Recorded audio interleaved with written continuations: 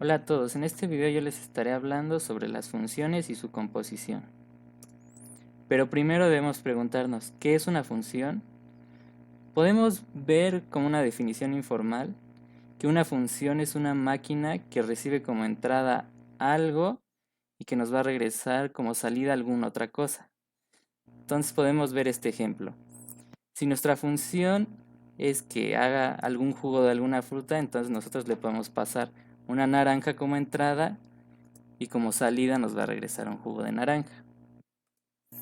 Ahora veámoslos desde un punto más formal. Una función f que va de un conjunto A un conjunto B es una asignación de cada elemento del conjunto A para hacerlo corresponder con un único elemento del conjunto B. ¿Y esto qué quiere decir? Esto quiere decir que todos los elementos del conjunto A van a ser asignados con algún elemento del conjunto B. Y podemos ver así la asignación. El 1 se le va a asignar un rectangulito. El 2 se le va a asignar un corazón. Al 3 se le va a asignar un rayito. Y al 4 se le va a asignar un tachecito. Si nosotros tuviéramos algún elemento, no sé, que aquí tuviéramos un 5 y no se emparejara con algún elemento del conjunto B, esto ya no sería una función del conjunto A al conjunto B, porque no estaríamos asignando cada uno de los elementos del conjunto A. Y también nosotros podemos expresar una función como f de A es igual a B. A son los elementos que le podemos meter como entrada a la función, siempre que A exista en el conjunto B y B pertenezca al conjunto B. Y es lo que podemos ver aquí en nuestras máquinas en la analogía anterior. Nosotros le pasamos un 1 como entrada y nos va a regresar el rectangulito como salida. Y así en los demás casos. Ahora debemos de recordar acerca de los conjuntos de números. Primero tenemos al conjunto de los números naturales, que es denotado por esta n, y va de 1 en 1, empezando por 0, 1, 2, 3, 4, hasta más infinito. Después tenemos al conjunto de los números enteros, que es denotado por una z, y que ahora nos incluye a los números negativos y a los números naturales que ya teníamos. Y va desde menos infinito hasta más infinito. Después tenemos al conjunto de los números racionales, que está denotado de la siguiente manera. A sobre B tal que A y B pertenecen al conjunto de los números enteros y B tiene que ser diferente de 0, porque recordemos que la división entre 0 no está definida. Después tenemos a los números irracionales, que igual son números decimales, pero no pueden ser expresados de esta forma, porque por ejemplo el número pi tiene n decimales y nunca lo vamos a poder expresar de esta forma. Por último tenemos al conjunto de los números reales, que es toda la unión de los conjuntos anteriores, como podemos ver aquí.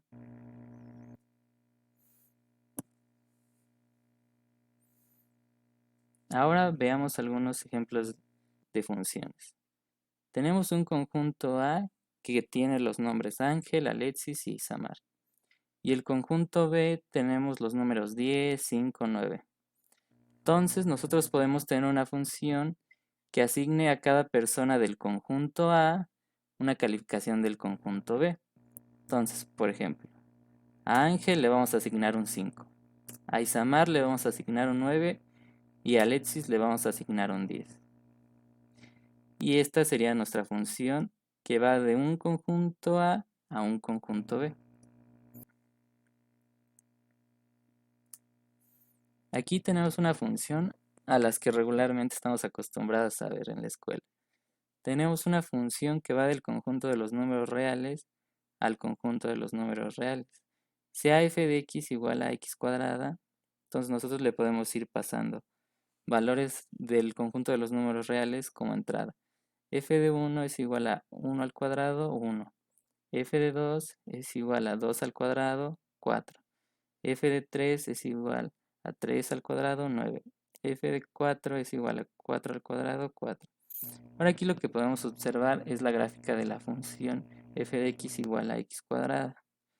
Entonces nosotros podemos observar aquí en el punto A es el f de 1, el punto B es el f de 2 y el punto C es el f de 3. Podemos darnos cuenta con una gráfica si esto es una función. Y nosotros determinamos si es una función trazando líneas verticales. Por ejemplo aquí, trazamos las líneas verticales. Y si las líneas verticales tocan a la curva en más de un punto, esto quiere decir que no es una función.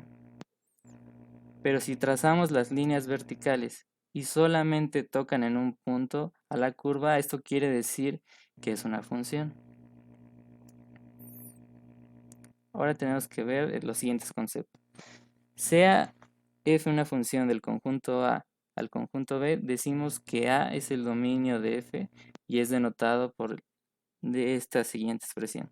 Y B el contradominio de f y lo denotamos de esta manera. Entonces, si f de A es igual a B, decimos que B es la imagen de A.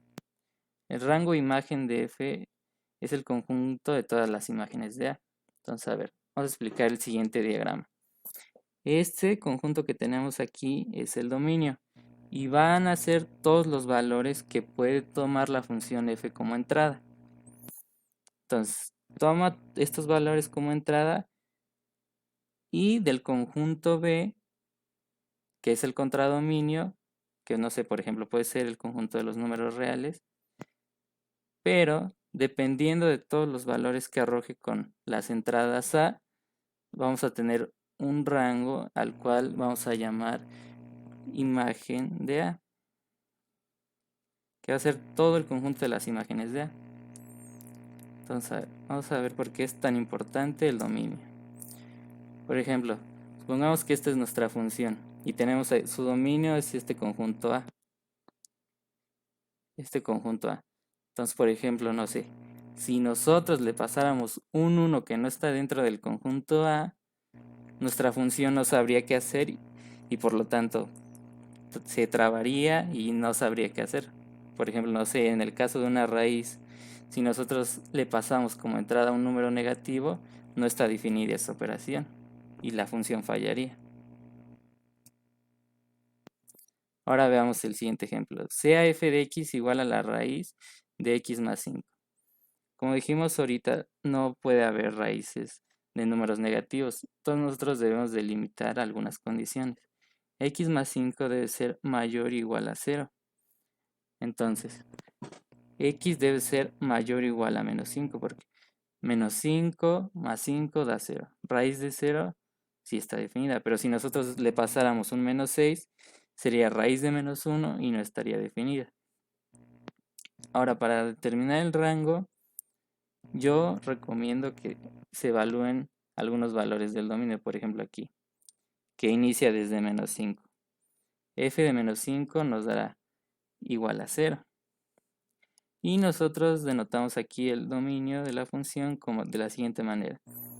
Notamos x pertenece al conjunto de los números reales tal que x es mayor o igual que menos 5. Y ahora el rango. F de x pertenece a los reales tal que f de x es mayor a 0, por lo que hicimos aquí.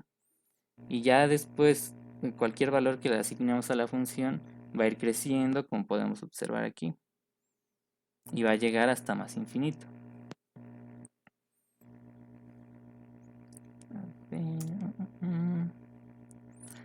Ahora nosotros tenemos... Existen diferentes tipos de clasificar a una función. Una de ellas es la función inyectiva. Y tenemos el siguiente concepto. Sea f una función que va de A al conjunto B, f es inyectiva si y solo si f de A1 es diferente a f de A2. Entonces, A1 es diferente de A2. Por ejemplo, aquí podemos ver la asignación.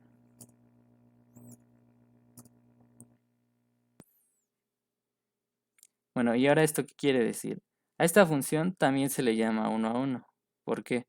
Porque, por ejemplo, el 1 está únicamente con el 7. El 3 está únicamente con el 9. El 4 está únicamente con el 8. Entonces tenemos una asignación que va 1 a 1 a 1 cada elemento de A.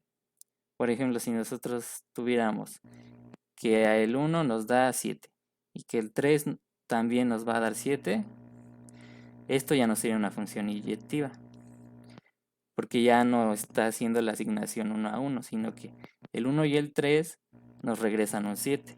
Entonces esto ya no sería una función inyectiva.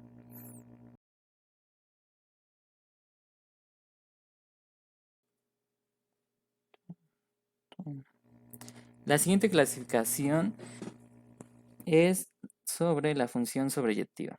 Entonces, leamos lo siguiente.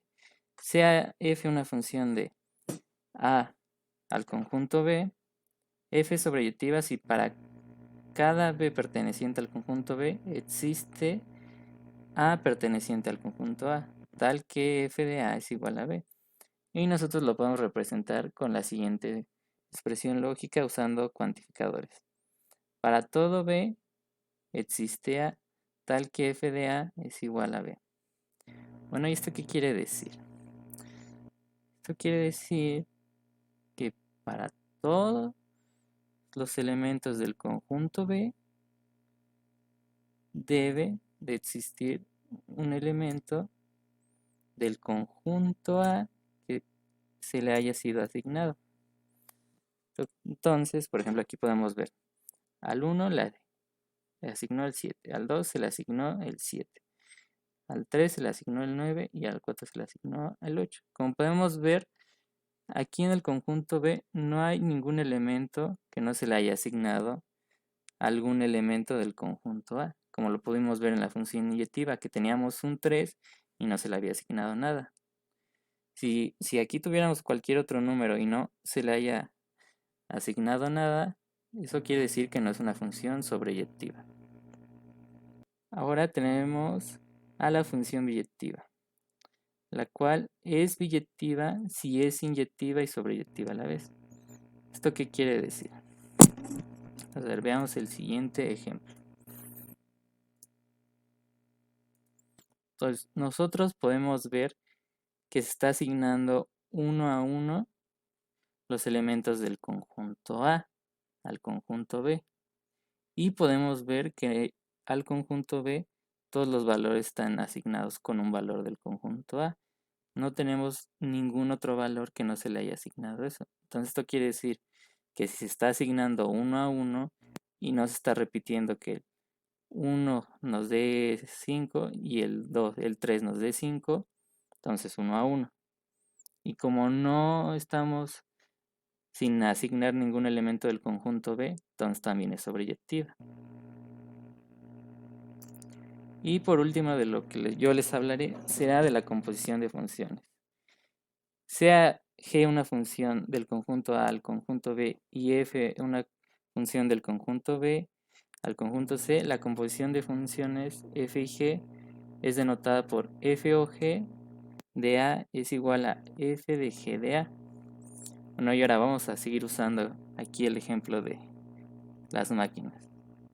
Entonces nosotros tenemos al conjunto A, se lo vamos a pasar a nuestra máquina G, que es la función G, y esta función, cuando haga todo su trabajo, va a llenar un conjunto que va a ser el conjunto B, que va a ser todas las imágenes que se producieron con el conjunto A. Entonces, ya después la función f va a tomar este conjunto que se generó y lo va a usar como su dominio. Entonces ya agarra al conjunto bf y por último nos va a regresar la composición de la función f o g. Bueno, y ahora veamos los siguientes ejemplos. Tenemos que g de x es igual a x más 5, f de x es igual a x cuadrada. Entonces nosotros tenemos que la composición de f o g es igual a f x más 5. O sea, le estamos pasando como entrada lo que es la función g de x. Entonces ahora, donde nosotros teníamos la x, lo vamos a sustituir porque es la entrada que le estamos pasando. Entonces nuestra composición va a quedar como x más 5 al cuadrado. Y igual, no sé, podría ser que aquí le hubiéramos pasado un 2 y la función g de x igual a 2 y nos hubiera quedado entonces f de 2 igual a 2 al cuadrado. Ahora tenemos el siguiente ejemplo. G de x es igual a la raíz de x y f de x es igual a 1 sobre x. Entonces tenemos que f o g es igual a f, le pasamos como entrada g de x, que es la raíz de x, y entonces sustituimos donde había las x. Va a ser f raíz de x es igual a 1 sobre raíz de x. Y bueno, esto sería por mi parte todo. Espero que me haya dado a explicar y hasta luego.